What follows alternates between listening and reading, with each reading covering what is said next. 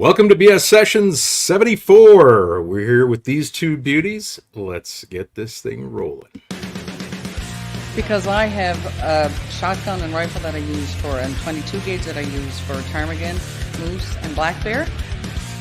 You are so dumb. You are really dumb. For real.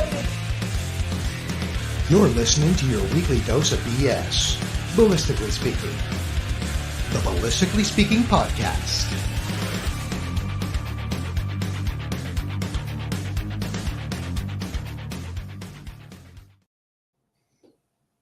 You know, we were sitting there yakking before the show.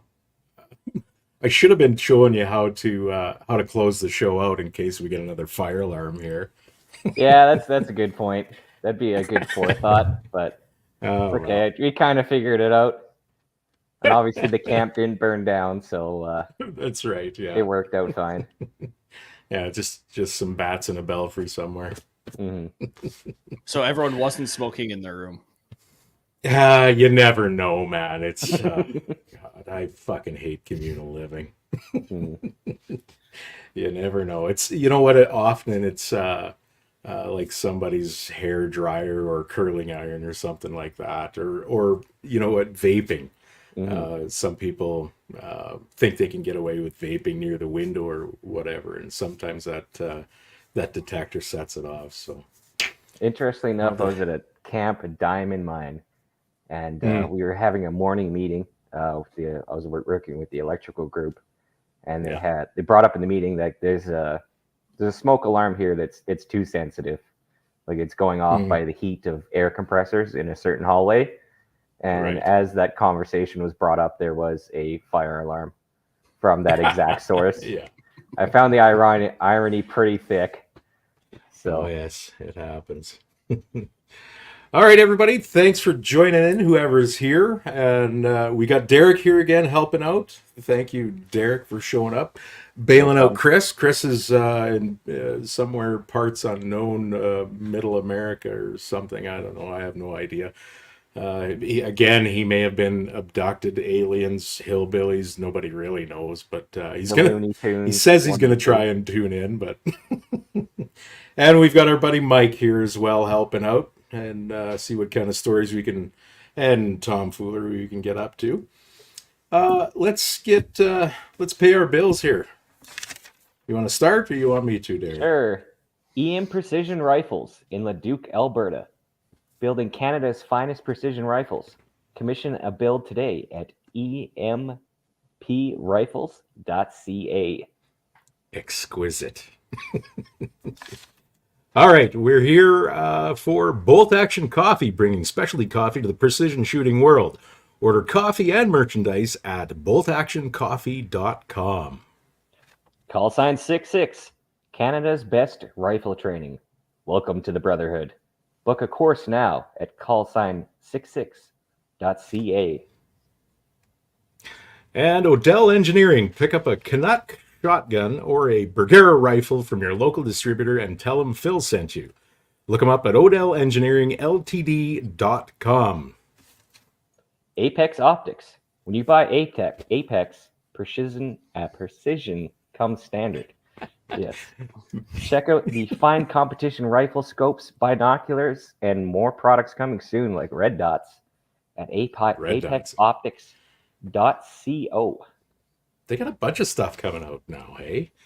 I took a screenshot of a post they made on Instagram, and I just can't remember all the model names and that, but there's a lot, and I know Vanya's working on more. It's crazy. Yeah, they're gonna have a catalog pretty soon where it's like no doubt. Yeah, no doubt. By the way, I always have trouble with the precision comes standard too. I got my between chewing tobacco and my lip and a fat tongue, I just can't. It's just difficult for me. You're not alone. We're here as well with Ribstone Gunsmithing, craftsmanship done right. Contact Oscar at ribstonegunsmithing.ca and breathe life back into any firearm. The Shooting Edge in Calgary, Alberta, home of the Sterling Arms R18, an indoor range, training courses, a new 6-lane axe throwing bay, and the One Shot, One Spill Cafe. You can find them on Instagram, YouTube, X, and at their website, theshootingedge.com. Brilliant. And finally, March Scopes Canada. The Dion Optical Design line of rifle scopes has a scope for all your hunting and shooting needs. Find Doug and Nisa at marchscopes.ca. You guys think of anything else that's going on right now? I know that the CCFR has their best day ever contest going on right now until March 10th. So it's, if I remember correctly, it's a couple of shopping sprees, one at the Shooting Edge, one at the Calgary Shooting Center. Both of those are $5,000 shopping sprees each, so a total of $10,000 worth of go get you some. Yep. Plus, I believe it's a free range pass at the Shooting Edge for one of those 2 days. It's all expenses paid. Flight and hotel out to Calgary to do your shopping and shooting. $25 per entry. $100 will get you 5 entries. So that's firearmsrights.ca/best-day-ever. I'll throw that in the comments here. You boys. I also believe that ahead includes and range day with Rod and Tracy as well. Yeah, Oh, sorry. Yeah. I believe you can have the option of shooting with them at the range. if it works out for Okay. their schedule. Oh, is that right? Yep. They're kind of busy and important. Yeah, they have things to do. Yeah. Well, they're in Saskatoon right now. There's the what is it? Sask Wildlife Federation gun show. I'm not sure exactly what they call it. It's on this weekend in Saskatoon. I know next weekend is another gun show. We'll be setting up. Kris and I will be setting up a table right next to Oscar with Ribstone Gunsmithing. Nice.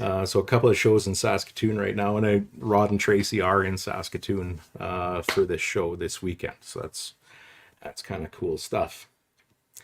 All right, what do you fine gentlemen know today?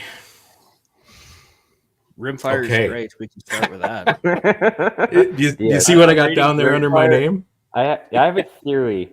So you know how like the 6mm is like the new popular cartridge, GT, Okay. ARC, whatever. Yeah. It's 100%. progressively going smaller. Eventually, the center fire guys will realize that the 22 caliber is the end all be all.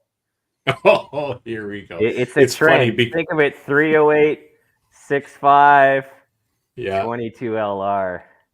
Think Well, about you know it. what? That is there some correlation there between the size of your cartridge and the declining level of testosterone in young males in North America? Is that any correlation there I whatsoever? would have to see some peer-reviewed data on that to comment on that. I'm not going to go out on a limb here.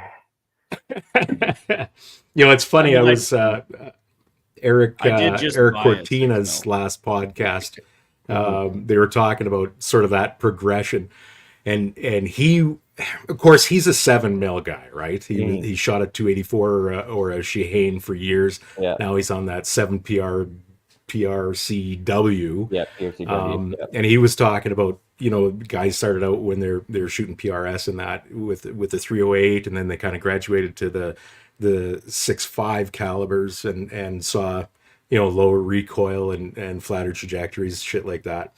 And now all of them are gone to 6mm. He figures, I can't remember exactly how he stated it, but there's the PRS shooters are starting to see the light or something like that, and they're moving back up again. I think he was trying to play on, play up his favorite bore size is 7mm. I don't think PRS will ever get back to a 7mm, but No. a lot of guys might go back to a 6.5 for various reasons, but and NRL being one of them, right? So anyway, that's just what I heard, just to counter you guys, just to be a contrarian.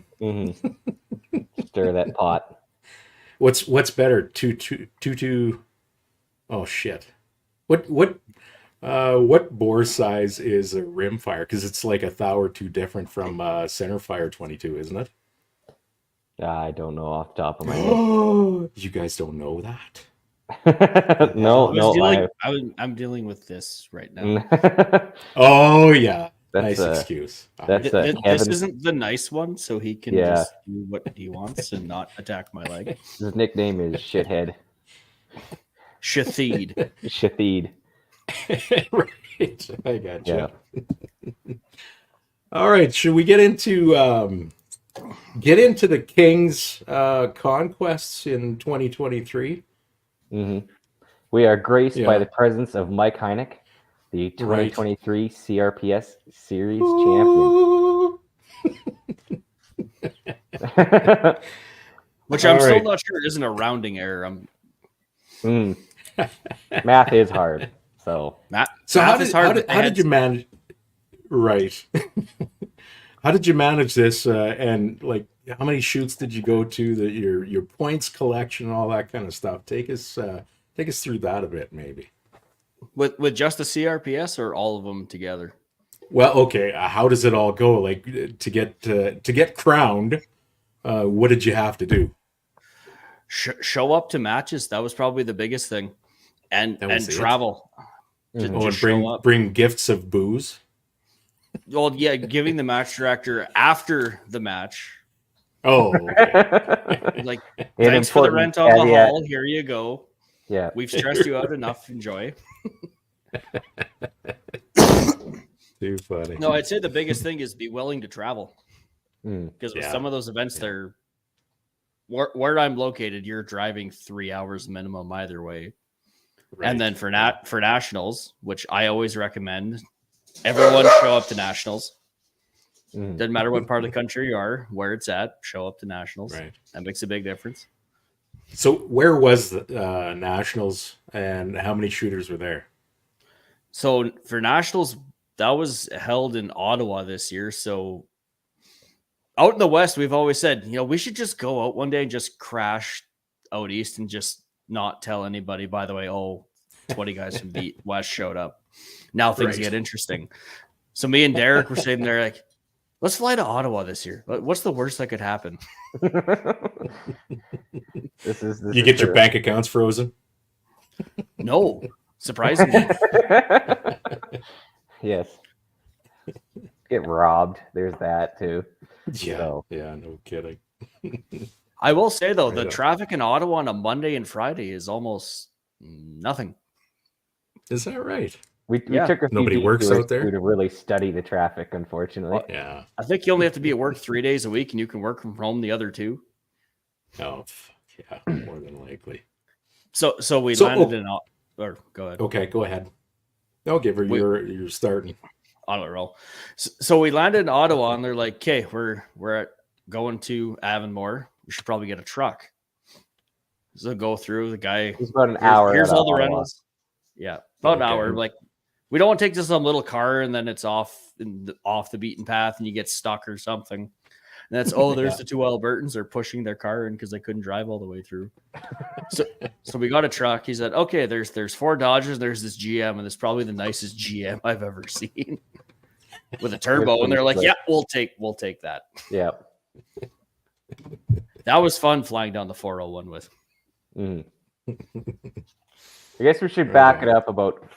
I guess we should cover flying with a firearm, because that's well. Kind of how about start where you started? So you guys are Edmonton area ish. Yes, roughly, yeah. Yeah. So okay, so Skylar, our third member, he's just outside Edmonton towards Ardrossan kind of area, and I'm in Edmonton, and Mike is between Lloydminster and Wainwright area. Oh, okay. Yeah. Okay. So not too far from Nose Hills. Yeah. So we're no kidding. Northern Alberta base. Ish. Yes. Ish. Northeast. Yeah. Northeast. All right. So where did you guys start your season last year then? I think Medicine Hat was the first match last year. It would have been Medicine Hat, yeah.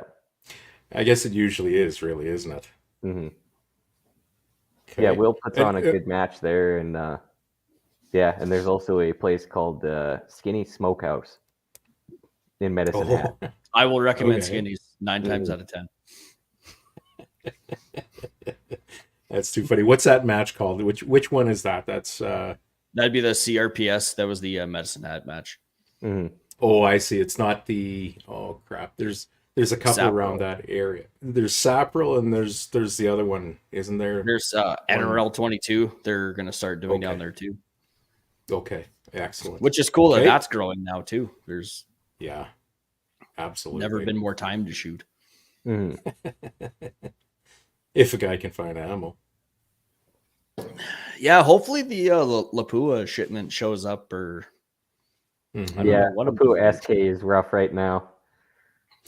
I heard that Hirsch Precision got a semi boatload of SK a little Mhm. while ago. So I don't know. But whether with a that lot of the helps you guys out or pre-orders, they not. were just Mhm. guys were pre-ordering. Oh, Yeah, like Yeah. Tessera, for Yes. example, they got a shipment, but there's only stocking 2 right now, which is one. I think no one for sure is standard plus, but pretty much anything else higher than that was already spoken for. So oh God. yeah, You can't tell me that rimfire ammunition's going over to Ukraine too. I mean, for trading, it's cheap. Mhm. Well, I suppose, but It'd You can probably only be the- run the through so German many made stuff. Soviet warehouses. Yeah, right. Eventually, they do get empty. Yeah, no doubt. All right, anyways- then where'd you go to? What was the next one we shot? that's a good question. I know I shot Saskatoon and you didn't. That's right, because I had to work. So, yeah, that was at the Silhouette range. So I did Saskatoon in the Silhouette range. But that's obviously not new. Yeah. We should know. Try that. And then out at my place was shortly King after that one. Yeah, we did Hunter and King of 2 Miles out at your range, Mhm. Right. Yeah. which was not as fun without you, I will say. You just needed some other grumpy old prick there. That's all. And It just- Westerns too. Westerns in Sherwood Park, that was a good one. Yeah, Okay. Westerns in Sherwood Park. Merritt as well. I drove out to Merritt. We had Hunter match the day before, and then we had a CRPS the next day. And don't forget the Tabor Corn Classic. Yes, the Tabor Corn Classic. Oh. hmm Yeah, the Tabor guys is what I was thinking about earlier. hmm I don't know how we forgot Tabor, but Yeah. Yeah. we shouldn't. Yeah, the Tabor Precision Rifle Club, got to give a shout out to them. They've really started a good thing down there. Yeah, for sure. Jono and crew. Yeah. So look forward to that. Look forward to attending more matches to them. There's kind of a hopefully some diehard group matches down too. there, hey? Sorry? There's kind of a diehard group down there. Those Yeah, those there boys in definitely that is a area. good crew down there. So Right. Half the reason I awesome. like traveling is meeting the people too. Oh, for sure. Yeah. Like you Gotcha. can argue online with him all you want, but then you're actually there next to him. It's he's Right. a lot nicer in person. Or maybe I should watch my mouth this time. He's bigger than me. It's like, man, he's got a mouth online, but wow, can he shoot? I gotta respect that. Right. Too funny. All right. And then, okay, so did you actually have to amass points or anything like that? Or was it based on attendance? Or did it kind of all sort of come together for that finale or final match that determined the Canadian Championship? No, for that, if you want to come, show up. So Right. that's what we did. So there was 3 provinces represented. Nice. Technically 4 because I'm on the border, but mhm. Oh, okay. I have a Saskatchewan birth certificate. We won't hold that against you. The hospitals on that side of town, everyone has one. So, So the CRPS for standings, basically how it works is, so the matches are a point system. So yeah, I was wondering. if you win that match, you get 100 points for that match. So if you're first place, you shoot 80%, you are the winner of the match. Say, for example, and then everybody else's points ranking is based off a percentage of the winner. So a great way to collect points is just to win matches, but if not, be very close to the winner. Gotcha. Just because, of course, conditions can change or not. So, so then also mathematically attending more matches does add up. Right. Yeah. Well, the thing too is you can have a bad match too. Like my medicine hat match wasn't the greatest, but my merit match, that really, I shot a lot better in merit once I got into the groove. Because that first one you do during the year, it's kind of a kick the rust off. Mental mistakes everywhere. Do I remember what I'm doing? 100%. Yeah. Slow down. Mm-hmm. Not that that's been a problem with me, but yeah. Huh. Oh, Calgary. That's what I forgot. We had shot in Calgary last year. Yeah, BTSA. Oh, okay. We had that and X22. Yeah, no way. CRPS and X22 in the same weekend. Yeah. Which, if you have a 1022, it's the best. Yeah, maybe explain X22 to people. I'm not sure. Right. I know Rick's explained it to me before, but it leaked out. So everyone has a 1022, I'm sure, at this point. I think it's a requirement when you get your PAL. Is like, here's your PAL, get your SKS, get a 1022. Right. or a single shot QE if that's what you're into. Right. Or you found one in the bar. Yes, or you've had one forever. Yeah. Or you picked one up at the local gun show. I hear there's a few. Anyways, tangent. So X22, that's 5 different stages, all with the same rifle. So you kind of want to tailor it to it's either going to be really great at one thing or good at kind of a mid-range of everything. So it'll be 2 bench rest stages for groups at 50 and 100. It'll be 2 PRS stages, and then speed steel at like 7 yards. Okay, explain that. Speed steel. Yeah. So it's off a timer. So you'll say you'll have 7 or 5 targets.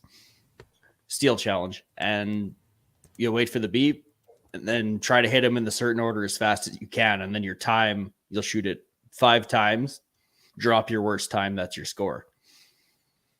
Okay. And that stage saved me so bad. Oh, really? Yeah. Cause I had a red dot on top of my ape rival. So instead of having to go down to 4 power, you just kind of peek over it. Then you have a red dot, just bing, bing, bing, bing, bing. Oh, okay. See, that's the thing. Oh, you can tailor it out great. Like bench rest perfect, 100 perfect. You can be shooting a group like that. But once you have to go to speed steel, it kind of changes the whole dynamic of it. I imagine. So yeah, unique multidisciplinary kind of setup, and it's open to any semi-auto 22. Is that correct? Yeah, there were people there with Durias. We had the Bergera 1022 variant. You'd show up with a Savage Model 64 dirt cheap. Savage 64 Precision. Yeah, exactly. Also be a good build for that. So, are they any good? I have one. I've just planked with it, so I haven't really put it through its paces. Actually won one as a prize at Westerns in Kamloops a couple years back through CRPS. Okay. So pretty nice.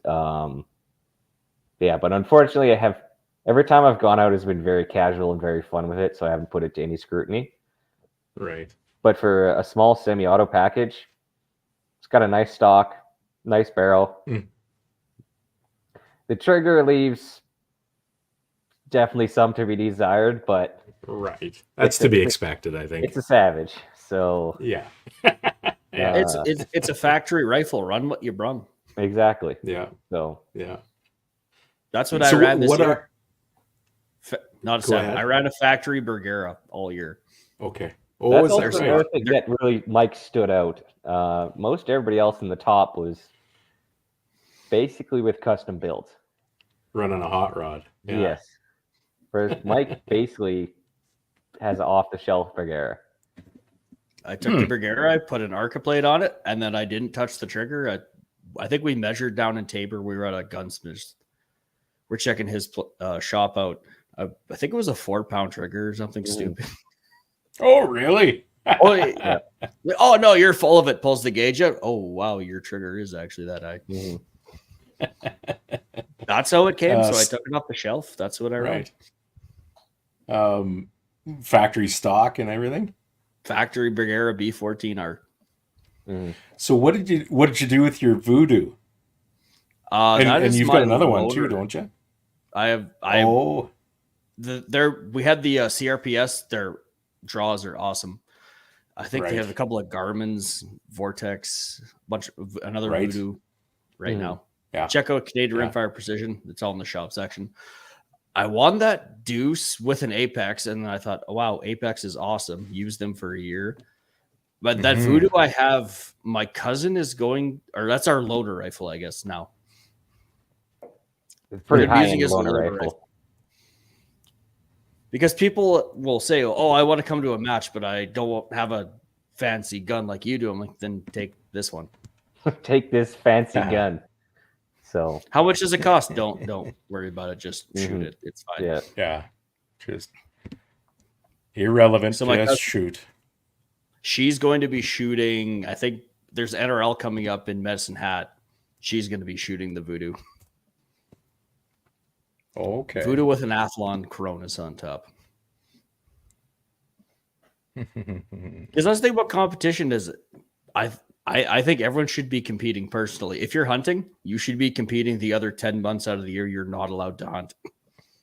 Yeah. Because I've seen quite a few wounded animals or people taking shots they shouldn't be, or even with a 22, you're still practicing basic marksmanship. It may not be the same way you hunt, but at least you're putting and you have some time to set up and analyze shots too when you're out there training versus those snap decisions and poor setups and all that kind of stuff when you're out hunting. So yeah, it is a shame. We've talked about this lots in the past where that whole training bit. I think most everybody knows that. It's just either finding the time or the ambition to go out and shoot purposefully, right?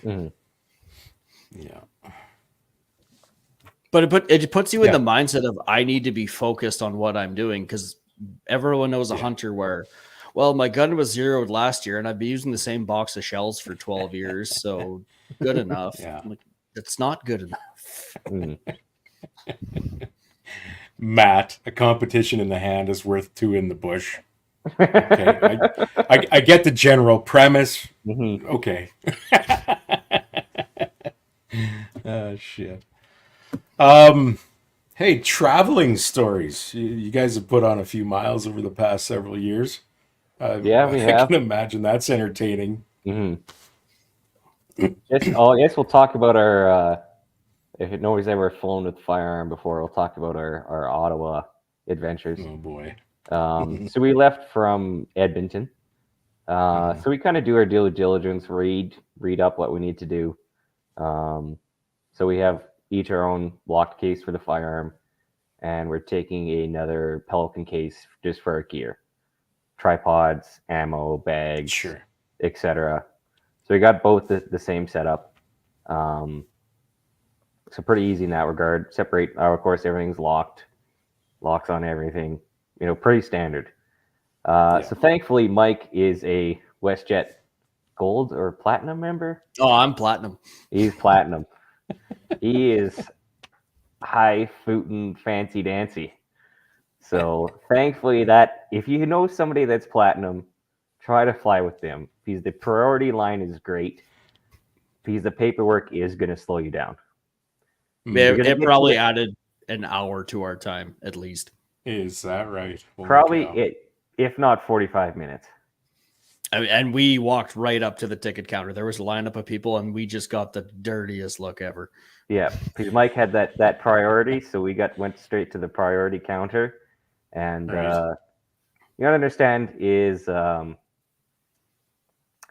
lot of these people working the till understand that it's a thing, but they don't do it every day. So they're digging for the paperwork, like where's the sheets, where's the declaration form. Basically, you had to do a form for the ammunition and the firearm. So 4 forms for the total of us, and then there's a cost with that. It was $50 for each of us. So sorry to interrupt, but isn't that stuff available for you to fill out prior to online somewhere? I couldn't find it online, so as well, we'll just do it at the airport. Then they're gonna have forms there. Also, it's unique to it that it's a trace form. So we'll kind of get to that. So it is a trace form. Yenzi, you'd have lots of time because these suckers will cancel your flight anyway. Exactly. You know what? WestJet is not Jens's favorite company. Try flying on Air Canada. Let me know about how that goes. Oh yeah, I can imagine. None of them are any damn. But good, I'm not bitter. Yeah, neither is Jens. Yeah. So, anyways, about these forms and that's yes. So that's essentially, obviously they look at the case and they're like, "Are you flying with the firearm today?" It's pretty obvious. It's like, yes, we'd like to declare firearm and ammunition. So they dig around in the dusty drawers to find the form. You start filling them out. Right. Pretty straightforward in that regard.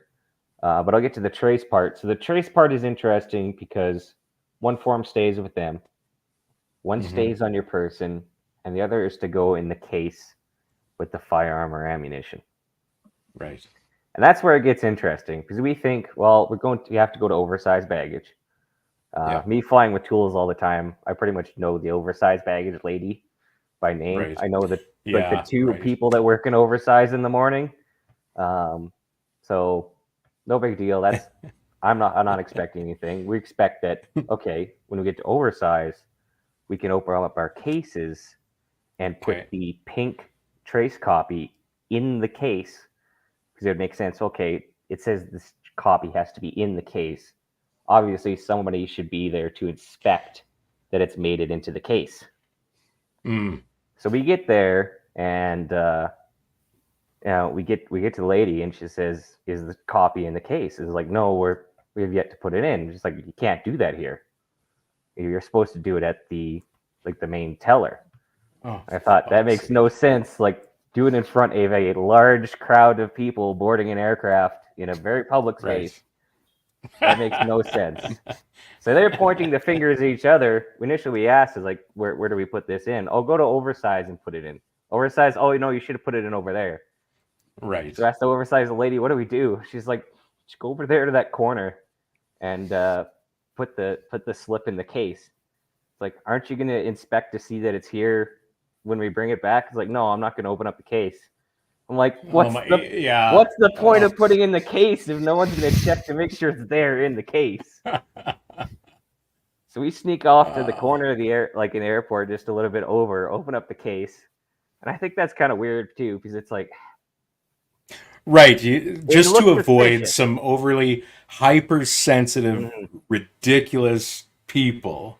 It's like you're changing your shorts in public or something like that. Like, oh.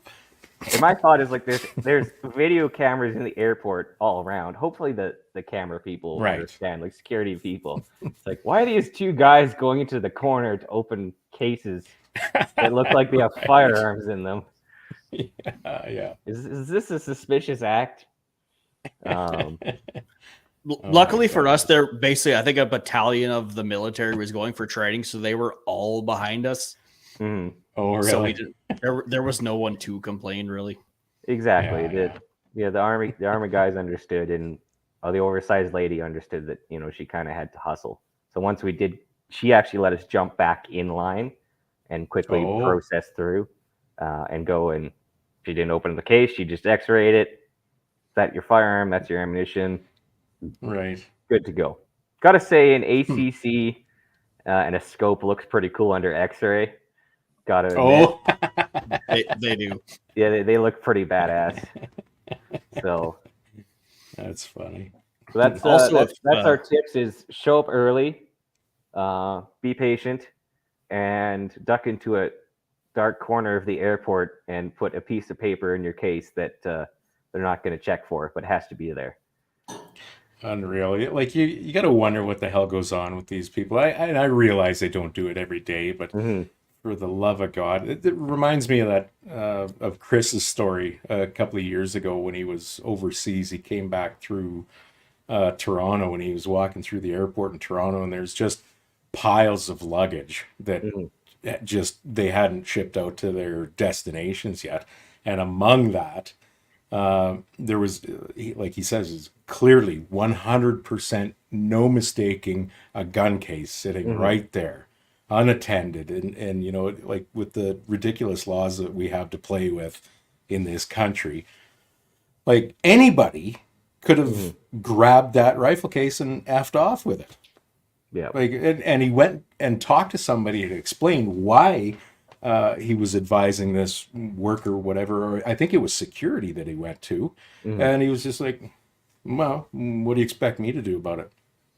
Just did not give a fuck. Yeah, it wasn't in the protocol manual for them. So Right. Let me look at my flow chart here. No, don't give a fuck. Yes, C, don't give a fuck. That's why it's important to have trackers in your cases.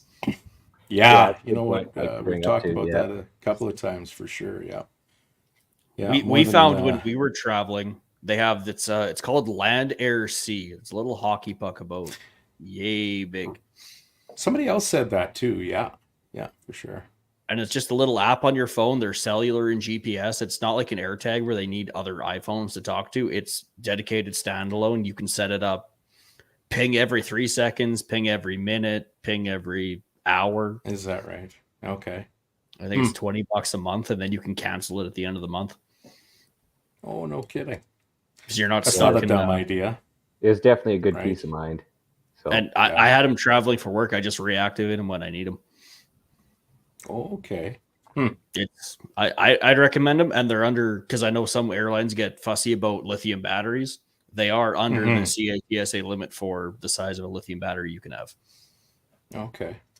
Well, that's smart design, I guess, then. Huh. Right on. What about ammunition? Does it? Do they raise any fuss about ammunition? no, again, they They're- didn't look in the cases, and I don't think they really know what to look for. Anyways. Well, that's probably very true. Yeah. And it's also interesting too, because I remember distinctly on the forum, it says ammunition adequately stored, and it said EG magazine, like en grata, which means like example magazine. Right. And I'm like, wait, you want So we can loaded have a loaded magazine. I'm like, I don't reading think this that's- form right. I don't think that's right, but I know they don't know any better. So I'm like, Right. yeah, it's in the factory supplied containment box. And when you say it like that, it sounds like, oh yeah, that's Oh yeah, That's good. sounds real official. yes, the extra thin cardboard and small plastic insert is you know, Right. totally adequate for the proper Oh storage. my god. So Oh well. again, they don't know. So just Right. do your due diligence, be respectful, and kind of play along and say the right words, and it should be okay. Yeah, and it doesn't have to make sense, I Mhm. guess. You just got to play the game. Yeah. But I do recommend traveling. If anyone wants to shoot, you're going to have to travel regardless. You get to meet all the awesome people. I met people in Ottawa. They're awesome people. hmm Mhm. Oh yeah. Good friends. We sent out Christmas cards to them this year. hmm I still haven't given your Christmas card to Kris. I think we've seen each other like twice since before Christmas. Well, we Okay. even gave you extra time. You had Ukrainian Christmas to give them. You even missed that. All right. Yeah. Sorry. Too funny. Well, I got mine displayed in my office at work here. It's still Excellent. Mhm. So for those that don't know, if you follow our Instagram at Banyak Precision, we put out a yearly Christmas card. Mhm. Kind of I think MDT was started doing it, Yeah. but we that's thought right it was a too, good idea. We thought it was a good idea, so we should try it. Some shameless self promotion. Normally, goodies come with it too. There's our first year we did a limited edition patch. Right. This year we did a 22 gauge sticker and a Board Lemco air freshener. So if you want goodies, follow us on the Instagram, and then come Christmas time, we'll put out the open invitation. And if not, if we have your previous year's info, we will automatically send you one. Just kind of a fun thing. It's part of the community we like to do. Because again, for sure, man, that's awesome. Yeah, we're in reality we're just a bunch of nerds with 22s. So you gotta take that into consideration when you're living life. So. Hey, are you guys gonna expand on your what is it, the ESPN 8, the Ocho at all? That was fucking gold, dude. Some of those matches. You got plans for that? Yeah, we do have some plans for that, and we are talking about getting some YouTube content going. I know Kris called us out at one point. Says if we're not real if we don't have anything on YouTube. So that's a direct challenge Kris gave us a while back. Okay. So hoping to branch out into that, but yeah, definitely. As soon as match season kicks off, that contact will also be resuming as well too. So gotta love the jackets. Mm-hmm. They are a quality value village find. They are very nice touch. Yeah. Good stuff. So plans for this year then? A lot of plans. Oh, I'll let Mike go through it because he's kind of what better thing to do with all your carbon tax rebate money, all that extra cash that you're going to get, spend it on travel. Yeah, that's what it's for. You're supposed to buy fuel to burn for carbon. That's what the carbon tax rebate's for. Right. That's what I thought. Yes. Sorry, go ahead. So we have the NRL 22, which is expanding in Canada now, which is a wonderful thing. So I think next week we're starting Medicine Hat. There's a 2-day. They're doing 2 courses of fire. So heading down that way. NRL Hunter is making an appearance this year. So we're going to try 1 or 2 of those out. In Cranbrook. And there's one more southern Alberta somewhere. I believe. Also, we're going to try center fire this year. Yeah, that's. We are registered for Sapral's 2-day match. Okay. So you will see us there. So it should be a good time. I'll be sporting the 6'5" PRC for that match, ironically. So excellent. I'll make a lot of noise ironically in front of this new 6 mil crew. So just because I can, I think at this point. And I'll be sporting a 6 mil Creedmoor from EM Precision. Oh, is that right? In Leduc, nice. Alberta. Yeah. Perhaps you've heard of them. Yes. Yes. Once Canada's or twice. Finest precision rifles. Find them at emprifles.ca. So I did actually finally make contact with Travis Ishida with NRL Hunter and tried to get him on, but of course he's off on matches. He says Fridays are no good for me as I'll be at matches for the next 6 months. Is there another day that works? So I'm going to try and link up with him for a show. But yeah, holy smokes, he's where is he at? I want to say Utah. He's California. Oh, yeah, that's right. California. Oh, well, that explains the 6-month thing. For whatever silly reason, I just had it in my head he was somewhere in Canada. And I'm like, Jesus, that's impressive. 6 months worth of NRL matches. Wow. That guy's tougher than a $2 steak. I wish I could have that match schedule. Well, you know, that goes goes along with the whole time and money thing. Wish I had the time and the money, but if you had the time, you'd have no money. If you had the money, you wouldn't have any time. Like if for us, all we'd be doing is shooting. So burning time and money. I'd sure like to try though. Boys. Yeah, exactly. I still think we need to see a BS team take on the Cranbrook match, Rooster and Kris, but film it and put it on the YouTubes so everyone can watch you two argue about where the target is. No, that wouldn't happen, would it? I mean, it might happen. I can only take so much. You know what? I shot a couple matches with him, but one rimfire match 2 or 3 years ago down in Moose Jaw, or by Moose Jaw. And of course, Kris is, he knows that he doesn't shoot well in that sort of environment, like a PRS style match. And it was just a fun match. But he was so laissez-faire about it, and just joking around. And I'm like, man, at least give it some effort. Show that you care a little bit. He's like, nah, whatever. So there's only so much don't give a fuck that I can tolerate. I think we'd probably have to have some space away from each other after a little bit, after about the fourth or fifth stage, and then maybe bring it back together after that. Be an awkward drive home too. Yeah. We've spent a lot of time on the road together, and it's actually pretty good. But the actual shooting bits only take up a small portion of our road time. So, what is your guys' road trip strategy? What's your entertainment? What's your snack? What is your guys'? We're comparing notes. We'll let you know what we do. There is no strategy. It is 100% the no plan.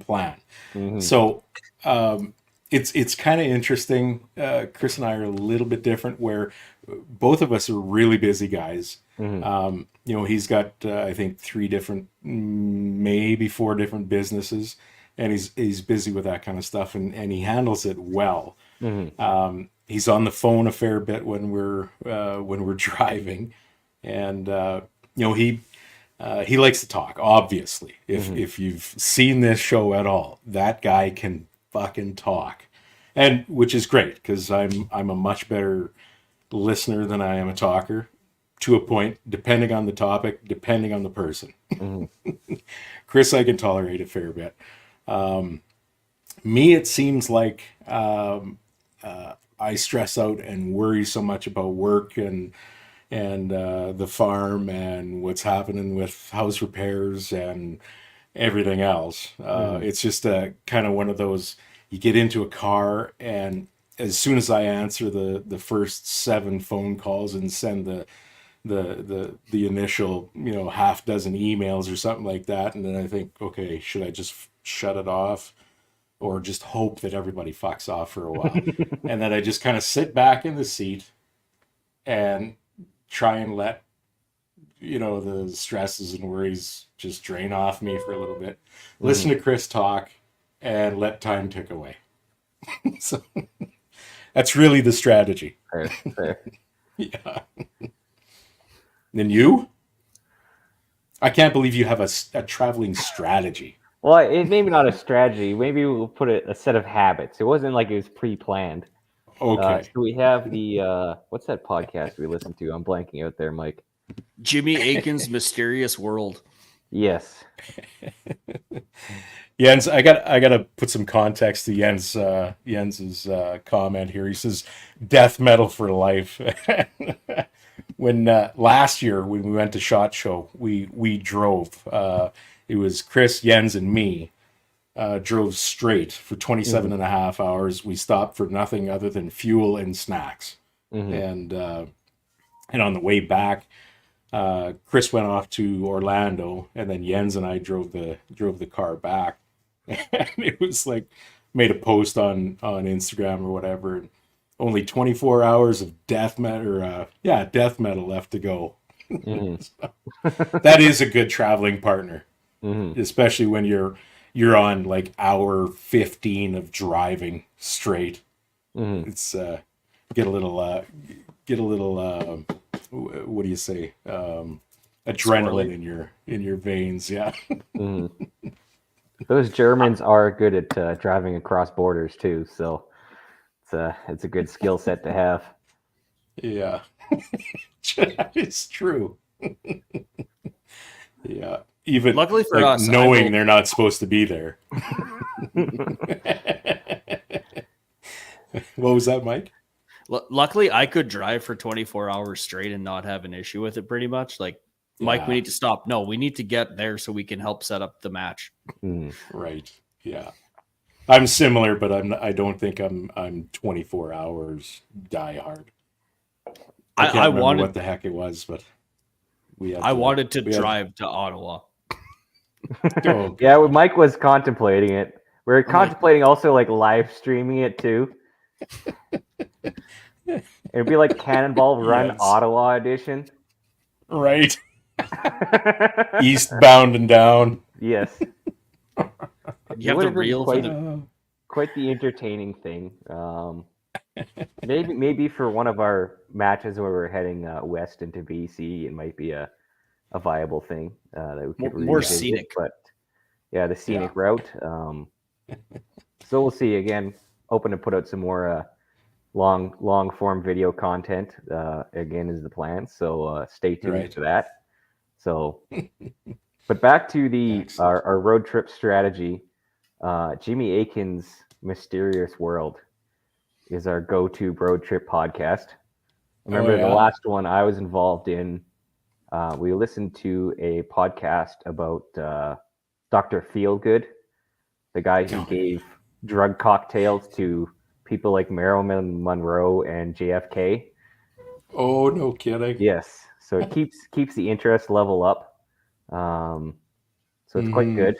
So that's our recommendations. Also, generally read through the Coursifier beforehand is a little bit of a mental prep and snacks. Man. That's too much planning for us. Well, we were stuck in the vehicle. Like for us to get to Merritt, it's maybe 13 hours, 10 hours from Edmonton. You may as well go through the Coursifier. I guess so. Yeah. Mentally talk it through. Kind of get a feel for things. I think it's a good preparation thing that you guys can do. I'll generally pre-do most of my dope too at that time, based off of a weather forecast. But obviously, we see when you get there the day and range. So that's kind of a prep style things we do. Nice. So that's our recommendations. I do my dope live. Yeah. I got the fancy thing where the guys go like this and then they prance through the field to make sure their temperature is all good. Oh, yeah. Mike calls it the Kestrel prance. He actually has some That's good important stuff, If you ever see Mike in a match, ask him to do the Kestrel prance for you, and he will demo it live. And I will say, Mike does have some dancing skills of many years of Ukrainian dancing. So, oh no, yes, the Yevshan, some pretty good footwork. So, Shumka, brace yourselves. So. My brother's actually in Shumka. No, yeah, legit. He's by far the most athletic of us. You should bring that show on the road with your Rimfire events. We brought Skylar, the other guy, part of Team Bunyak, which we can get to the story of how that started. But he was dancing for years, and we were messing hat. It was, you could do however way you wanted on top of the rooftop. So he does the splits and is shooting like this, like off the roof. I should clarify the split. So he had his rear leg back on the rooftop, like gutter. Normally there's the board on the rooftop, so you don't slide off. So he puts his dominant leg up on the peak of the roof. So basically his elbow is kind of nestled against his thigh because he's so flexible. So very stable shooting position. and he was the leader in that stage for that reason. He doesn't have an OnlyFans account, does he? It sounds like something that would be on there. He's my cousin, so I really want to say no. But you're not sure. No comment. No comment. But one can But pro hold. tip: flexibility can be a very good aid in PRS. So Yes. It's tactical yoga. Let's call it what it is. yeah. Oh, okay. Yeah. I I've think you seen should some incorporate very that, efficient incorporate flat that squats as in. well, too, for a low kneeling position. Yeah. So I would recommend that as well. That would help for that dinky little trailer they have out there too, wouldn't it? With Yeah. the sides that are about this high. Mm-hmm. Oh Oh, yeah, no! that For thing. that, you need a one of those 60-pound magnets and an Arca mount and a ball head and just. Tunk. Mm-hmm. Right. I think we tried that at your place on the Toyota. Yes, Oh, yeah, we have a probably. video of that on the Toyota. Is that right? Yes. Man, I'm sorry I missed that match. Shit. Mm-hmm. No, you were there for it. Oh, It was that the year one. before. Oh, It was the year before. Yeah. okay. Yeah, because you Okay, brought I that don't recall Toyota it. out. Right. Yeah. Oh, yeah. I guess I We didn't didn't have plan it it out last there year. this year. Right. Mhm. Yeah. Saskatchewan How'd you guys like 100. those? Yeah. It's one of How'd my you guys favorite like those stages. platforms Oh, those are out great. there? So Yeah, great. that was Yeah. Park DeRoshi that supplied those. That was fantastic of those guys. Yeah, Probably great. going to do the same thing this year. Yeah. Mhm. We Awesome. made sure to send them a Christmas card as well too. So Oh, did you? Oh, Yes. that is brilliant, man. their efforts are much appreciated. And Yeah. definitely really great for the competition. So You betcha. and that was That's a the thing with all these matches. Hey, the sponsors that step up and the suppliers, the community suppliers, and that it's so good. Hey, I can't believe we're still able to get so much community involvement with all these everywhere. So Mhm. that is a great thing. It's definitely a real blessing for sure. So Yeah, no doubt. Yeah, if I was feeling real sassy, I'd ask Park DeRoshi to set up a tower out there, a nice scaffolding tower. But I think that might be stretching it a bit. Mhm. My contact is now working for someone else, so Mm. I think we'll just keep it down to hey, can you guys supply a couple of those platforms again this year, please? We did have a conversation about using a genie lift. Oh, yeah, I don't doubt it. Mike Yeah. quickly shakes his head back and forth for our We don't audio need to talk listeners. about that. I need a certified operator, though, boy. I'm certified forklift operator. You better believe it. Mhm. Mike is a smooth operator, I certified. bet that's what I heard. All right. Well, Mike, you were going to start on something else. Oh, the story of Banyak Precision, which I'm sure everyone's wondering. Sure. Okay, we see Mike and Derek, but there's a name, and we need to have the story with the name. We should also talk Right. about Gord Lemko too. Yes, Okay. Hmm. it all trails up. Derek, you should start with the Banyak story. So basically, we'll go a little bit further back. So Mike and I initially met at a Ukrainian Orthodox youth summer camp on Moose sweet. Lake. So that's how we got to know each other. And, Under the moon. we did spend some time outside in the dark, but with airsoft guns, interestingly enough. That's a whole nother tangent. Art, don't even talk about that. Yeah, we're not gonna enter those weeds. We're gonna take a turn from that. So yeah, essentially that's where we met, and both of us, whether Ukrainian dance or other things, are culturally involved. Mm-hmm. But eventually we got older, but we stayed on as volunteers and counselors. So that's kind of how we met, and how myself, Mike, Skylar, kind of how our relationship formed is volunteering and counseling. Nice. We always work together great in that regard. So when it comes to like helping up setting for matches, that's just natural for us, because that's kind of how Right. we formed.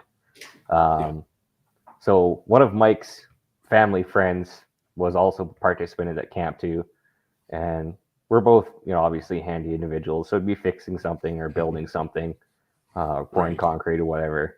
and come up to us. What is this Banyak construction over here? And Banyak meaning it's a Ukrainian term for essentially an idiot. Let's put it blatantly. So we've evolved that into Banyak Precision. So a self-deprecating name, just because we wanted to. Our objective was what is it? It's like empty pot or something. It's like empty pot is essentially the meaning, like a right. cooking pot. Head full of nothing. Yeah, head full of nothing is essentially it. So we wanted.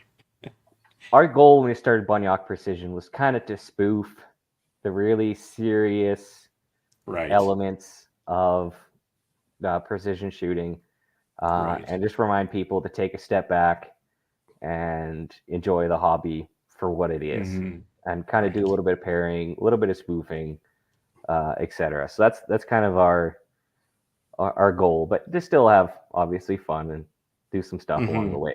So that's kind of our direction, we should say. That and not to take yourself too seriously. Like at the end of the day, we're just here to have fun. Like nobody's getting paid to shoot. Well, there might be one or two of you that are lucky enough, but realistically, we're here to have fun. We're doing this because we enjoy it. We're here for that reason. Yenzi with another zinger. He says that translation fits the government too. Yeah. Yes. Except they've got a pot full of our money. Assholes. Yes. And I don't think. Yeah, you know what? Mockery of those people that take shit way too seriously, I think, is essential. Bring bullying back. Definitely. And that kind of leads into our Gord character. So we're a team now. We're a shooting team. So every team, skill, talent. No, we need a mascot. That's mascot and merch. That's our most important topic. Yeah, exactly. Most important focuses. So I was looking at. I got one of a T-shirt from some manufacturer. I can't remember. There's this big skull and all this elaborate stuff on. Like, we just need a dumb-looking beaver with a gun. That's all we need. And a lot of gun culture thing. It's like Punisher, skull, American flag, eagle. Right. I'm so hardcore. We're like, here's a beaver, and he's got a little plaid jacket and a gun. And he's also wearing a fur hat, even though he is fur. He's wearing a fur hat and a jacket. So maybe he's a carnivore. Yes, and he's our unofficial fourth team member. We've alluded to him in some of our posts. For example, when it was announced that Mike was the series championship, Gord Lemko placed second in the rodent division of CRPS. No kidding. You missed it by that much? Yes. That much. Yes. Unfortunately, he missed out to what was his name again? Wyerton Willie? Yes, Wyerton Willie, or there was Mike the Muskrat as well too. He's a formidable competitor, that Muskrat. He's always there in the shadows, man. Yeah. Those forest creatures, I tell you, they'll sneak up on you. Yeah. Sally Skunk, also a great lady rodent type shooter. She's definitely an up and comer. Keep an eye on her. Yeah, we do stuff like that. Example, was actually made a shooting bag out of a log that was chewed by a beaver. So the log was only about this long and probably 4 inches in diameter. I found it actually at the Sherwood Park Fish and Game shooting range because there's a bunch of ponds around. But it was unique in that beaver naturally chopped it very short. So I threw it in the box of my truck and kind of floated around there for a while. And then it hit me. I was like, we need to make a shooting bag out of this. So that's another creation of ours. Again, just to show people that, I'm shooting with a log. It's a literal tree. Don't take yourself too seriously. Yeah, but that log was also bolted to an ACC chassis. Yes, it was bolted to an ACC chassis. It had a little Archer clamp, and I hauled out a part and put Skylar helped and made up a leather patch that was nailed to it. So it does have a hollow kind of area with sand and fill in it. So it actually does grab like a cattle gate quite well. And that's actually really? quite efficient because that log has a shoulder. You can actually really Right. push well into the barricade, and it will react well because it's coming up essentially against a 90-degree stop. Right. So it's actually quite nice in that regard. So I will run it at times. So You should market those. they I are like they it. are locally made, organic, Free ethically trade. sourced, free trade. Yes, biodegradable, Carbon tax free. carbon tax free. PETA doesn't like us, however, because apparently we're exploiting animals. But Oh well. I don't You care. have the animals' consent though, don't you? Yeah, we have a written contract. Yeah, Right. Between the yes. yes. Gord Lemko is a great translator between beaver and human. So Wonderful. mm. It's not our most controversial bag, though. I think the Kingsford tactical bag was quite the Okay. interesting design choice. Mm-hmm. Yeah, so Filled with briquettes or what? a couple years back, like There's Skylar, Westerns and Kamloops. yeah, Westerns and Kamloops. So Skylar, our other team member, he's a leatherworker, craftsman, and he does a lot of good stuff. Very good guy. So he's made pretty much all our shooting bags that we use. But at that time, like I want a kind of like a big squeeze bag, like a pump pillow. And at the time, I had bought a small bag of Kingsford charcoal actually for winter stove. Ended up not using it. It got rained on, so I'm like, whatever. I'll throw this in the back of Mike's truck, drive to Kamloops. And I'm like, you know what? I could use this as a squeeze bag.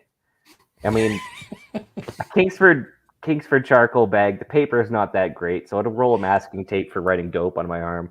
So gave it a couple wraps and then wrote Kingsford Tactical on it, and used that as kind of like a squeeze bag, like a pump pillow for a couple stages. So again, have fun.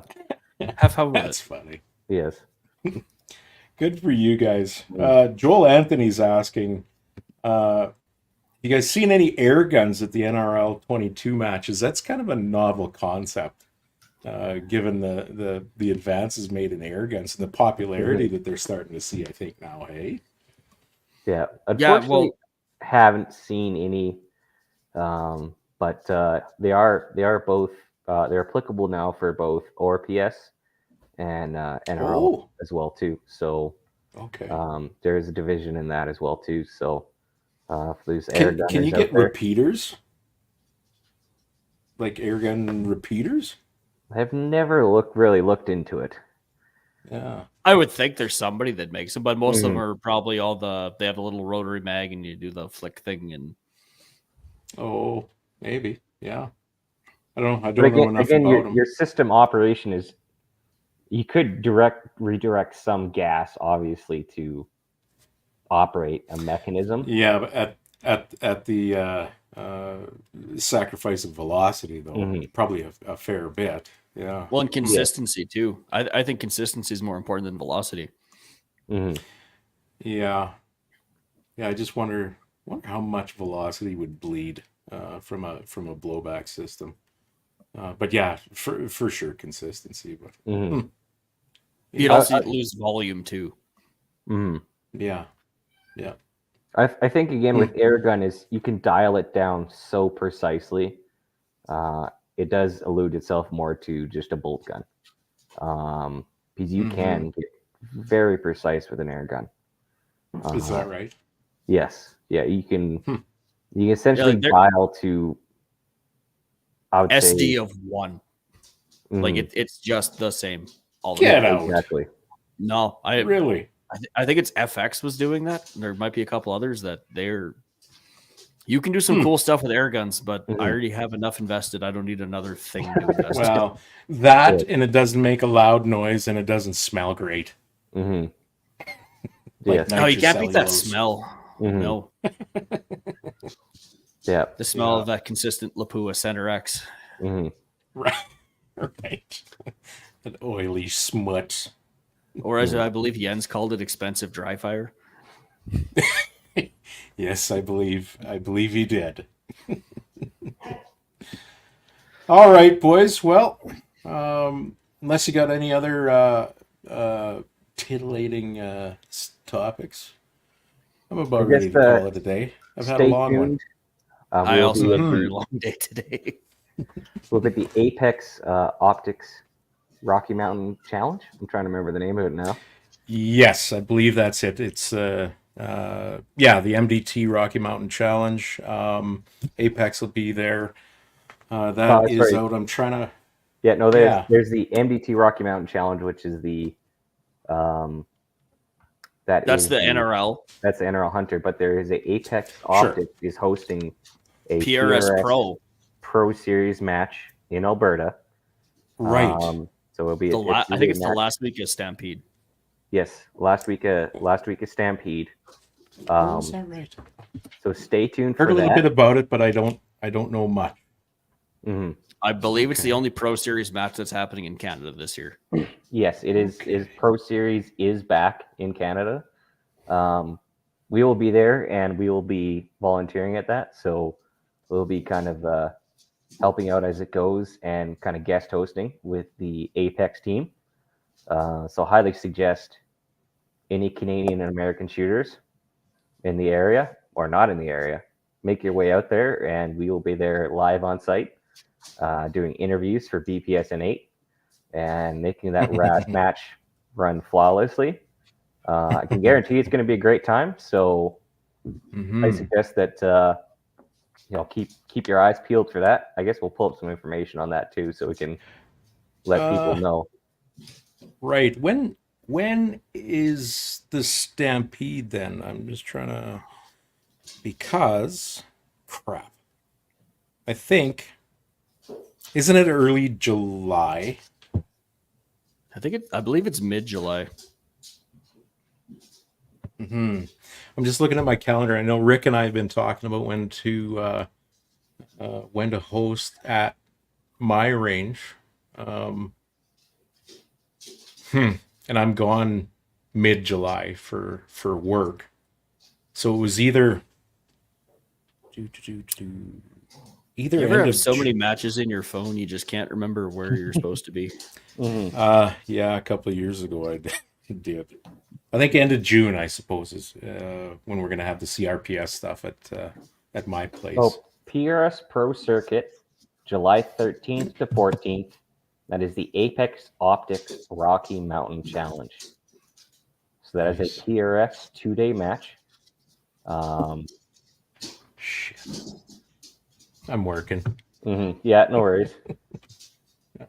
Yeah, for you. Man, that'd be good. So where do you know where they're hosting that? Near Calgary, obviously, but I'm not. What range is near there?